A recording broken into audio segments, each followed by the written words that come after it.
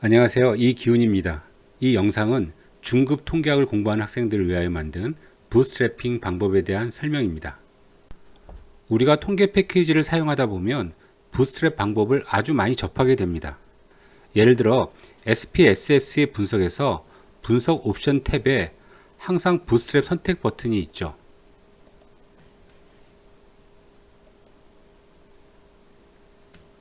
이런 부트스트랩 방법이 무엇인지 알려드리려고 합니다. 그리고 부트스트랩을 수행할 때 어떤 방법을 사용하는 것이 좋은지도 추천을 드리려고 합니다. 부트스트랩 방법이 무엇인지 간단히 말하면 이렇습니다. 우리가 얻은 표본에서 표본을 다시 뽑는 것입니다.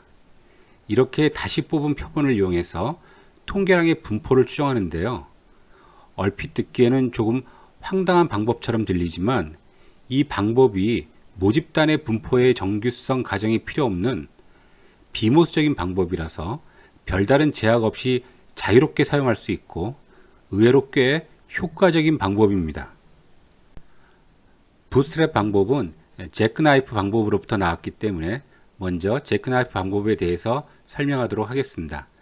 제크나이프 방법은 표본에서 하나씩 제외해 가면서 표본을 얻는 것입니다. 왜 그런 생각을 하게 되었는지 아이디어를 좀 설명하겠습니다. 우리가 데이터를 얻게 되면 이 값을 이용하여 우리가 원하는 어떤 표본 통계량을 계산합니다. 예를 들어 표본 평균 같은 통계량이요. 그런데 이 통계량은 표본에 따라서 다른 값을 갖기 때문에 확률 변수이고 어떤 확률 분포를 갖습니다. 통계량의 분포를 표본 분포라고 하고 이 분포에 대해서 관심을 갖습니다. 이 분포를 알아야지만 신뢰 구간, 유의 확률 등을 구할 수 있기 때문입니다. 그런데 대부분 많은 경우 이 통계량은 독립된 값의 합계로 표현되는 경우가 많습니다. 즉 통계량이 중심 극한 정리에 의해서 정규 분포를 따릅니다. 표본 평균도 마찬가지로 정규 분포를 따르죠. 그런데 분포를 알았다고 하더라도 이 통계량을 사용하기 위해서는 표준 오차를 알아야 합니다.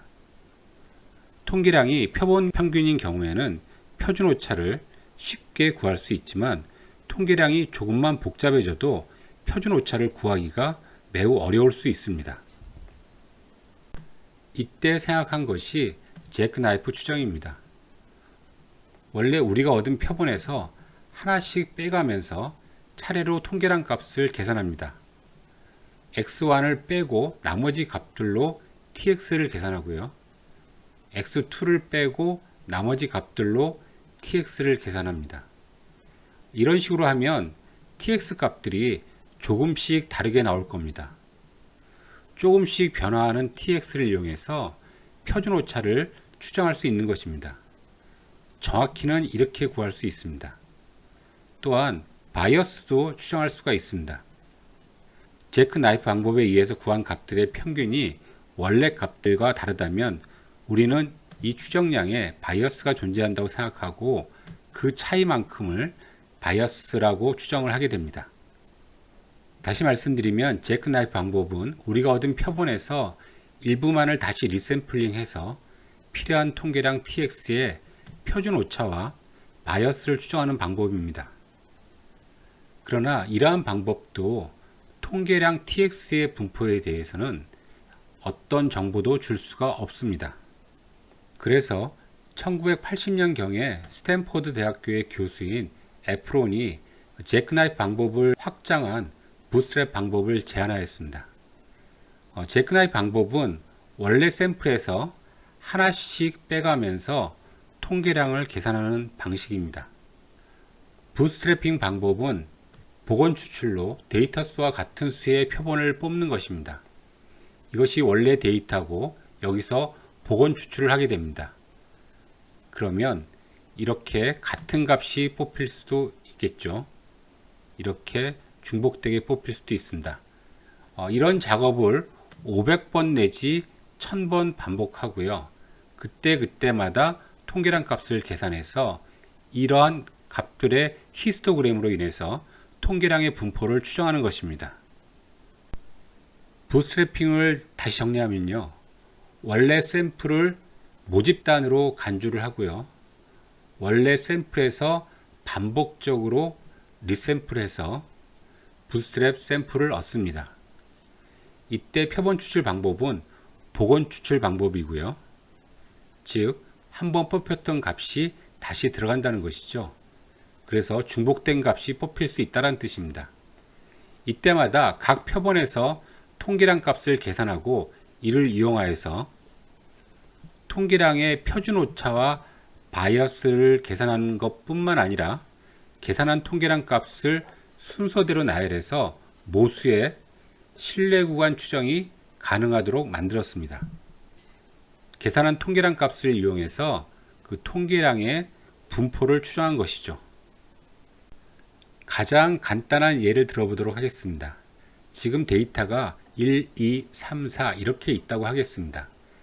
여기서 4개의 표본을 복원 추출로 뽑는 시행을 1000번 반복하는 것입니다. 예를 들어서 1, 2, 3, 3 이렇게 뽑힐 수 있고요. 1, 1, 2, 2, 2, 3, 4, 4 이런 식으로 1000번을 반복하는 것입니다. 원래 데이터의 평균은 2.5인데 복원 추출된 표본의 평균 1000개를 다시 계산하는 것입니다. 이 표본의 평균은 2.25, 이것의 평균은 1.5, 이것의 평균은 3.25 이런 식입니다. 이 값들을 이용해서 표본 평균의 분포를 구합니다. 즉 1000개 표본 평균의 히스토그램을 구합니다. 오른쪽 그림은 그것을 실제로 그려본 결과입니다. 전부 1이 뽑혔을 때는 평균이 1이 나올 테고요. 전부 4가 뽑혔을 때는 평균이 4가 나오고 대략적으로 이러한 분포를 가지는데 그 중에 이렇게 주황색으로 표시된 부분이 가운데 95% 부분이라고 할 수 있습니다. 이것을 SPSS를 이용해서 구해보도록 하겠습니다. 데이터 입력하시고요. 분석에서 기술 통계 선택하시고요. 분석하는 변수 지정하시고요. 부스트랩 옵션에서 부스트랩 수행 그리고 계속 확인 누르시면 이런 결과가 나옵니다. 일반적인 방법의 평균 구하는 방법은 평균이 2.5입니다. 그런데 부스트랩 방법에 의해서 평균을 구하면 바이어스가 거의 0에 가까우니까 역시 2.5에 가까운 값이 구해진 것이죠. 그리고 평균에 대한 95% 신뢰 구간은 1.5에서 3.5까지입니다. 이것은 어떻게 구해진 것이냐면 우리가 구한 부스트랩 표본의 1000개의 평균들을 순서대로 나열한 다음에 1000개니까 25번째와 975번째가 하한과 상한이 되는 거겠죠. 그래서 1.5에서부터 3.5까지가 95% 신뢰 구간이 됩니다. 표준적인 신뢰 구간과 비교를 해보면요. 표준적인 신뢰 구간은 표본수가 작아서 신뢰 구간이 좀 넓게 나왔습니다. 표준 편차 통계량에 비해서는 부스트랩에 의해서 구한 표준 편차는 이 값보다 0.2 정도 작게 추정되기 때문에 신뢰 구간이 좁아지는 현상을 또 설명할 수 있을 것이라 생각됩니다. 부스트래핑의 어원은 다음과 같습니다. 이는 부스트랩 방법의 개발자인 에프론 교수가 자신의 책에서 직접 언급한 내용입니다. 유명한 허풍쟁이 미니하우젠 남작의 모험담을 그린 바론의 모험이라는 소설에서 나오는 에피소드입니다. 깊은 호수에 빠진 남작이 자신의 부스트랩을 잡아당겨서 또는 뒤에 옷깃을 잡아당겨서 스스로 물에서 빠져나왔다는 말도 안 되는 이야기에서 유래된 말입니다. 미국에서 자신의 부스트랩을 잡아당긴다 라는 말은 어떻게든 스스로 자체적으로 일을 해결한다는 의미로 쓰이고 있습니다. 본인이 제안한 방법이 있는 표본으로부터 어떻게든 문제를 해결하려고 한다는 점에서 부스트랩 방법이라고 명칭을 붙였다고 합니다. 컴퓨터 분야에서도 꺼져 있는 기계를 스스로 켜는 행위를 부팅이라고 하는데 통계학에서와 의미는 약간 다르지만 어원은 같습니다. 다음은 상관계수 예제를 통해 어떤 부스트랩 방법을 쓰는 것이 바람직한지 예를 들고자 합니다. 데이터 입력하시고요. 분석에서 상관 분석, 이별량 상관, 변수 지정하시고 부스트랩 방법 선택하시면 백분위수 방법과 편향 수정 가속 두 가지 방법이 있습니다. 먼저 백분위수 방법을 선택해서 실행하도록 하겠습니다. 10개 관측값의 피어슨 상관계수는 0.601이고 변환된 T검정을 통해서 구한 유의 확률은 0.066으로 5% 유의 수준에서 상관관계는 없다라고 판단합니다. 백분위수 부스트랩 방법에 의한 상관계수의 신뢰 구간은 이와 같습니다. 즉 이렇게 그릴 수 있고요. 이 신뢰 구간 안에 0이 포함되니까 상관관계는 없다라고 역시 같은 결론을 내릴 수 있습니다. 그런데 신뢰 구간 구하는 방법을 편향 수정 가속 방법으로 바꾸면 신뢰 구간이 조금 좁아집니다. 그림으로 보시면 이렇게 약간 좁아지죠. 이 신뢰 구간 안에는 0이 들어있지 않기 때문에 상관관계가 존재한다고 할 수 있습니다. 방법에 따라서 결과가 근소하게 달라졌는데 어떤 방법을 선택하는 것이 좋을까요? 그리고 그 차이는 왜 생기는 걸까요? 이 둘의 신뢰 구간은 뒤에서 파이썬으로 직접 비교해 보도록 하겠습니다. 부스트랩 방법은 기발하기도 하고 황당한 방법이기도 한 만큼 그 약점도 많이 지적되어 왔습니다. 가장 먼저 제안된 표준적인 방법이 백분위 방법인데 이 방법은 앞에 설명한 것처럼 부스트랩 표본에서 구한 통계량을 순서대로 정리를 하는 것입니다. 그리고 2.5 백분위 값과 97.5 백분위 값을 95% 신뢰 구간의 하한과 상한으로 설정하는 방법입니다. 예를 들어 부스트랩 표본을 1000번 얻었다면 25번째 값과 975번째 값이 신뢰 구간이 되는 것이죠. 표본 평균과 같은 통계량에서는 그런 일이 발생하지 않지만 대부분의 통계량에서는 이런 방법이 바이어스와 왜곡됨, 즉 치우침을 발생시킵니다. 즉 이 값들의 평균이 최초 통계량 값과 일치하지 않는다는 것이죠. 이걸 계산한 방법이 편향 수정 가속 방법입니다. 우리가 얻은 부스트랩 표본에서 바이어스를 조정하고 치우침을 교정해서 다른 방식으로 신뢰 구간을 구하는 것인데요. 자세한 방법은 여기서 생략하도록 하겠습니다. 단지 이 방법의 정밀도가 표준적인 방법에 비해서 매우 우수합니다. 표준적인 방법의 신뢰 구간 분위수의 수렴 속도가 루트 n분의 1인데 반해서 편향 수정 가속 방법의 신뢰 구간 분위수 수렴 속도는 제곱배 빠릅니다. 이 정도면 표준적인 방법에 비해서 훨씬 우수한 방법이라 할 수 있습니다. 이 외에도 계속 개선된 방법이 제한되고 있지만 여러분들이 SPSS나 일반적인 패키지에서는 BCA 방법 정도만 사용 가능하십니다. 그러니까 여러분들이 부스트랩 방법을 쓰셔야 한다면 BCA 방법을 사용하시기를 권합니다. 부스트랩 방법은 1980년대 개발된 뒤로 오랫동안 사용 빈도가 적은 편이었습니다. 그 이유는 전산 처리 능력이 따라가지 못했기 때문이었습니다. 그런데 최근 들어서는 엄청나게 증진된 연산 처리 능력으로 인해서 PC에서도 부담 없이 사용할 수 있게 되었습니다. 데이터에 대한 특별한 가정이 필요 없는 비모수적인 방법이기 때문에 복잡한 이론 전개도 필요 없고 정기분포 등의 가정이 필요 없어서 사용 범위가 매우 넓습니다. 또한 우리가 기초통계학 시간에 배웠던 중앙값 절사평균 등 모집단의 분포를 알지 않고서는 사용할 수 없어서 우리가 현재 사용을 거의 안 하는 이러한 값들을 이제 사용할 수 있다는 것이죠.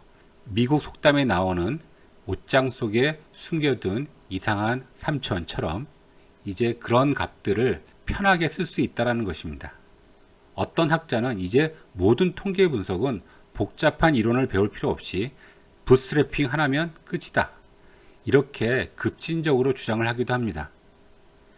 부스트래핑이 과연 통계학의 미래가 될지 같이 지켜보시기 바랍니다. 다음은 앞에서 SPSS로 분석한 상관계수 자료를 파이썬에 의해서 다시 구해보겠습니다. 파이썬을 이용해서 부스트랩 표본의 분포를 시각적으로 보여드리려고 한 것입니다. 부스트랩 함수는 scipy 라이브러리에 있으므로 이 라이브러리를 설치해 주셔야 합니다. 그러기 위해서는 판다스와 numpy를 업그레이드 해줄 것을 추천드립니다. 부스트랩 함수로 BCA 편향 가속 방법 결과를 얻으시려면 scipy 버전이 1.11 이상이어야 됩니다. 라이브러리에서 scipy.stat 모듈 임포트 하시고요. numpy 임포트 하시고 판다스 임포트 하시고요. 그림 그리기 위해서 매트플로 라이브러리 임포트 하시고 scipy 모듈에서 pearson r bootstrap 함수 불러옵니다. 데이터 입력하시고요. 표본 상황계수 구하시면 앞에서와 같이 0.601 나옵니다. pearson r 함수는 상관계수와 유의 확률을 출력해 줍니다. 부스트랩 함수를 사용하기 위해서 먼저 pearson r 함수에서 첫 번째 값 상관계수만 불러오는 함수를 정의합니다. 부스트랩 함수에서 데이터 지정하시고 통계량 함수 지정하시고 반복수는 9999에 이 값이 디폴트입니다. x, y 따로 리샘플링 하지 않고 페어 값을 리샘플링 합니다. 95% 신뢰 구간 구하고요. 방법은 퍼센타일 방법입니다. 이 결과를 레스붓으로 지정해서 저장합니다. 여기에서 컨피던스 인터벌을 구해보면 마이너스 0.01서부터 0.908까지의 값입니다. 그리고 부스트랩 표본에서 구한 표본 상관계수의 평균을 구해보면 0.5677로 원래 상관계수 값이 0.601인데 반해서 부스트랩 평균 값은 0.567로 이 추정법에 바이어스가 존재하는 것을 알 수가 있습니다. 이번에는 편향 가속 방법입니다. 신뢰 구간을 구하면 앞에 백분위수 방법 때보다 조금 좁아졌습니다. 0은 포함되어 있지 않고요.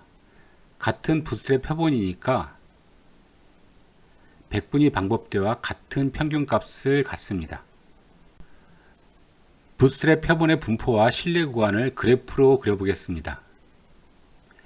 부스트랩 표본에 의해 구한 상관계수 값들의 히스토그램은 이렇습니다. 즉 상관계수의 분포는 이렇게 왼쪽으로 치우친 분포를 갖는다고 추정하는 겁니다. 그리고 신뢰 구간을 구하면요. 백분위수 방법에 의한 신뢰 구간은 녹색인데 왼쪽 오른쪽 동일하게 2.5%씩 주어진 거죠. 신뢰 구간을 구할 때 양쪽 동일하게 2.5%를 할당하는 것은 좌우 대칭인 분포에서 그렇게 해야 신뢰 구간의 너비가 최소화되기 때문이죠. 그런데 이렇게 치우친 분포에서는 이야기가 달라집니다. 편향 가속 방법에 의한 신뢰 구간은 보라색인데 바이어스와 치우침을 고려해서 신뢰 구간을 재설정했습니다. 약간 다른 구간을 보이는 것을 확인할 수 있었습니다. 약간만 다르게 보이는 이유는 표본수가 워낙 적어서인데 앞에서 설명드린 것처럼 이론적으로는 편향 수정 가속 방법이 훨씬 우수한 방법인 것을 잊지 마시기 바랍니다. 이것으로 부스트랩 방법에 대한 간단한 설명을 마치도록 하겠습니다. 감사합니다.